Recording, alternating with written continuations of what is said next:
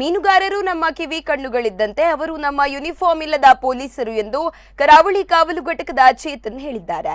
ಉಡುಪಿ ಜಿಲ್ಲೆಯ ಮಲ್ಪೆಯಲ್ಲಿ ಇಂದು ನಡೆದ ಕರಾವಳಿ ಕಾವಲು ಪಡೆಯ ರಕ್ಷಣಾ ಕಾರ್ಯಗಳ ಪ್ರಾತ್ಯಕ್ಷಿಕೆಯಲ್ಲಿ ಮಾತನಾಡಿದ ಅವರು, ಈವರೆಗೆ ಸುಮಾರು 430ಕ್ಕೂ ಅಧಿಕ ಕೇಸ್ಗಳು ಕರಾವಳಿ ಕಾವಲು ಪಡೆಯಿಂದ ದಾಖಲಾಗಿದೆ. ಈವರೆಗೆ 87 ಪ್ರಕರಣಗಳಲ್ಲಿ 482 ಮೀನುಗಾರರನ್ನು ರಕ್ಷಿಸಲಾಗಿದೆ ಎಂದು ತಿಳಿಸಿದರು.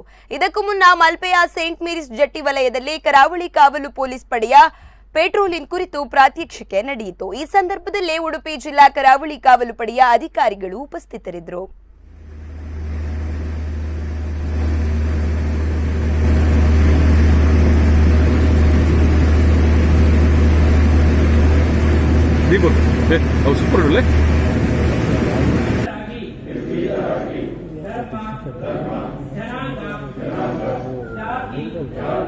ಮತ ಭಾಷೆ ಅಥವಾ ಯಾವುದೇ ಪ್ರೇರಣೆಗಳ ದಾಕ್ಷಿಣ್ಯಗಳಿಂದ ಪ್ರಭಾವಿತರಾಗದೆ ಟೋಟಲ್ ಇದುವರೆಗೂ ನಾವು ಸುಮಾರು 460 ಜನನ ರೆಸ್ಕ್ಯೂ ಮಾಡಿದ್ದೀವಿ.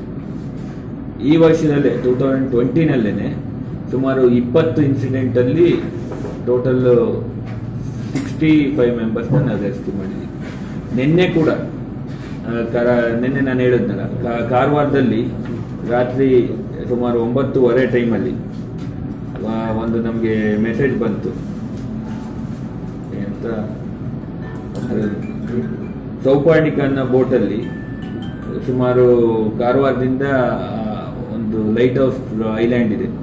ಆ ಐಲ್ಯಾಂಡಲ್ಲಿ ಆ ಬೋಟ್ಗೆ ನೀರು ಬರ್ತಾ ಇದೆ. ಬೋಟಲ್ಲಿ ನೀರು ಬಂದು ಮುಳುಗಂತ ಚಾನ್ಸ್ ಇರುತ್ತೆ. ತಕ್ಷಣ ನಮ್ಮ ಬೋಟ್ ಸಮೇತ ಅಷ್ಟು ಜನರನ್ನ ರೆಸ್ಕ್ಯೂ ಮಾಡ್ಕೊಂಡು ಕರ್ಕೊಂಡು ನಮ್ಮ ಬೋಟ್ ನಮ್ಮ ಬೋಟ್ ಹೋಗಿದೆ. ಈಗ ಫಾರ್ ಎಕ್ಸಾಂಪಲ್